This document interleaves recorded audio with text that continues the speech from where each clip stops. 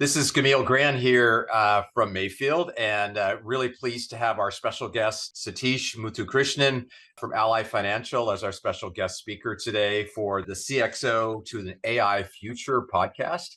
So this is a new series that we're launching, and really so thrilled to have you here, Sathish. I wonder if you could, by way of introduction, just give a little bit of background of your role. I know you're the Chief Information Officer, the Chief Data Officer, the Chief Digital Officer there at Ally Financial. Maybe you could just tell a little bit about your role and maybe your background. Camille, such a thrill to be here talking to you again. Thank you for having me.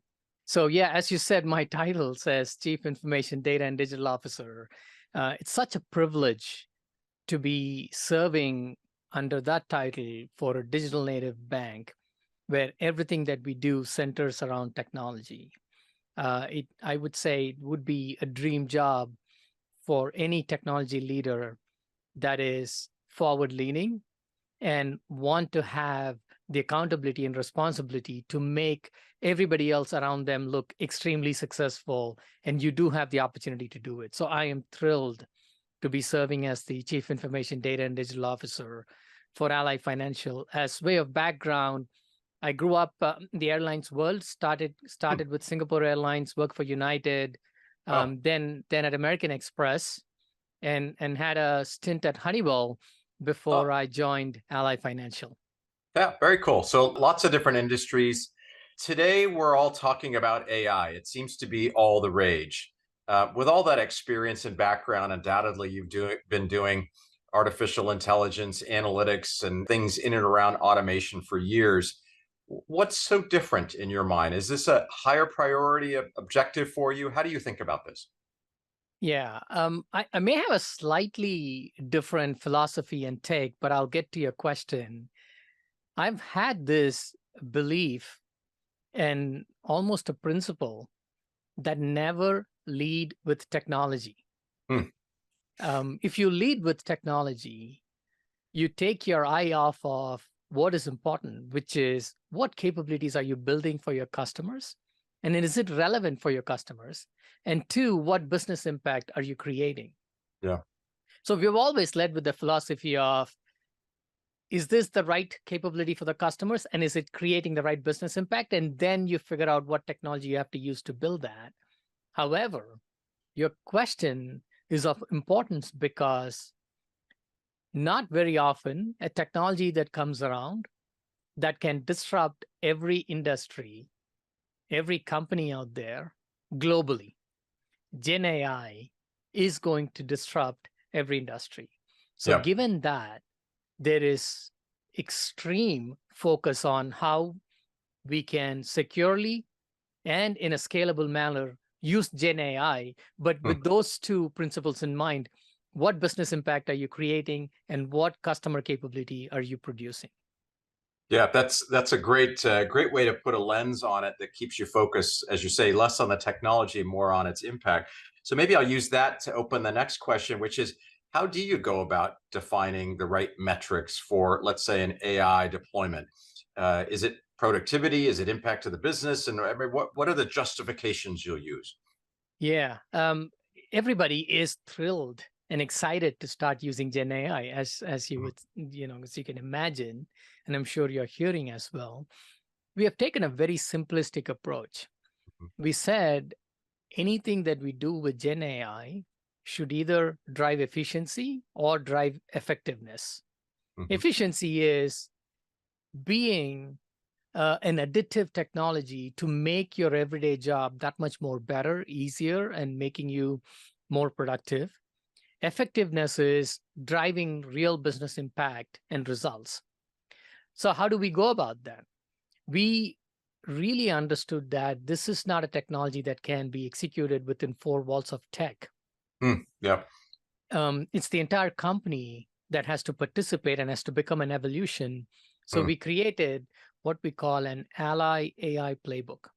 And very the cool. AI playbook efficiently does provide a platform for anybody that has an idea to use that playbook and say, how do I now take this idea to production? And what Mm, path do I have? What is the governance? Who do I have to engage with? What learning tools do I have, and how do I move this idea forward? Hmm. So that really helped. And then we wanted to bring the AI playbook to life. So we have created what we call AI days. So half a day of talking about AI to the entire company. We've Hmm. had thousands of people participate Hmm. outside of technology. We bring outside speakers, but more importantly, we bring in use cases that we are working on to show them this is what success looks like. Hmm. So that creates additional, it's a flywheel effect. People are like, now, oh, I have an idea. How do I do it? So we guide them to the AI playbook Yep. using a persona. Mhm. And then if the idea is valid, my team, we have created a central AI factory team that gives them access to the Gen AI for 30 days.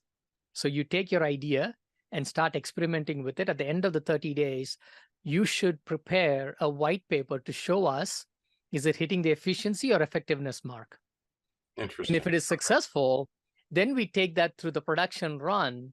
One, now you have answered all of the risk questions, you have figured out the security answers, you have figured out if it is useful or not, and then you can go take it to production. So that's how we are approaching our AI use cases. Well, very, very evolved. I love the playbook and the AI days really as a way to educate everybody. So if we look across the AI landscape right now, there's a lot of tools and technology, new players, an opportunity to potentially build new things for somebody like your organization or other organizations. But we've also been, from an IT standpoint, moving out of the build world. We've been moving data centers out to clouds. We've been moving to SaaS-based solutions. So there's this conundrum, I think, that faces someone like you in a leadership role, which is, are you going to buy this technology? Or you're going to build technology. What's your point of view? Oh, what a great question to ask, and the right one to ask right now. Um, my take is it's buy and build, not buy versus build. And Mm-hmm. I'll tell you why. There are a number of reasons. The first one is if you go buy generative AI and use it, you are going to produce the same outcome that every other company is going to produce.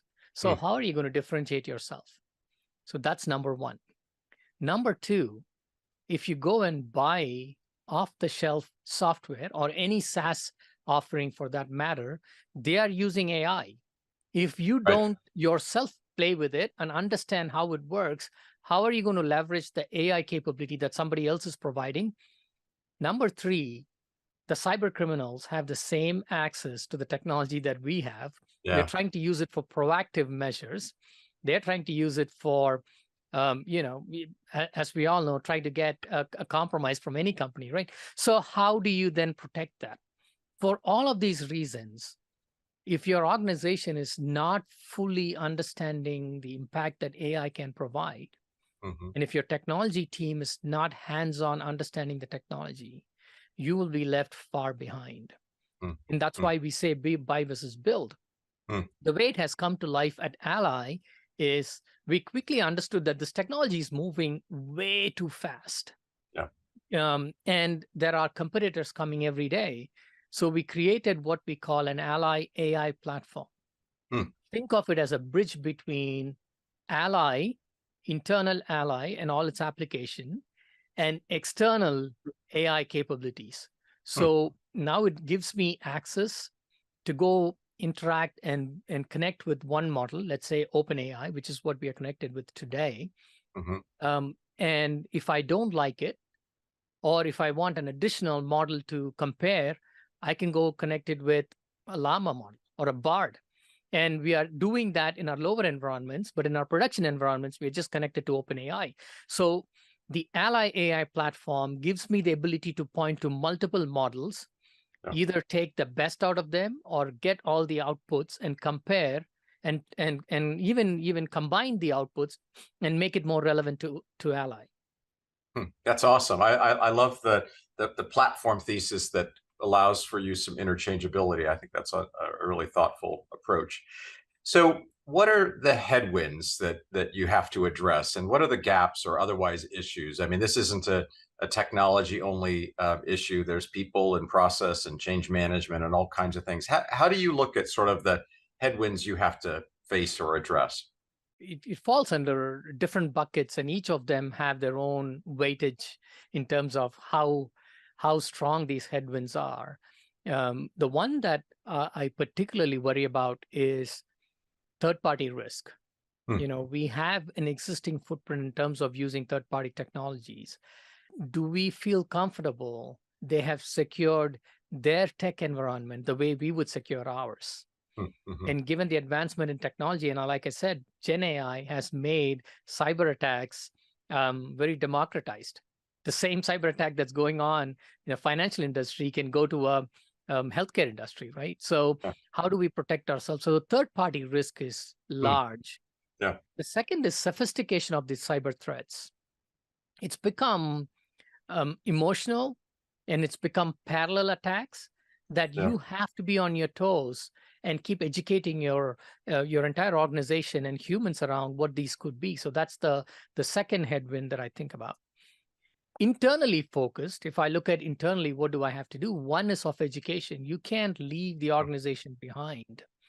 So you have to be patient in educating the entire organization, showcasing the success that GenAI brings, show them that this is not rocket science. Everybody can use it.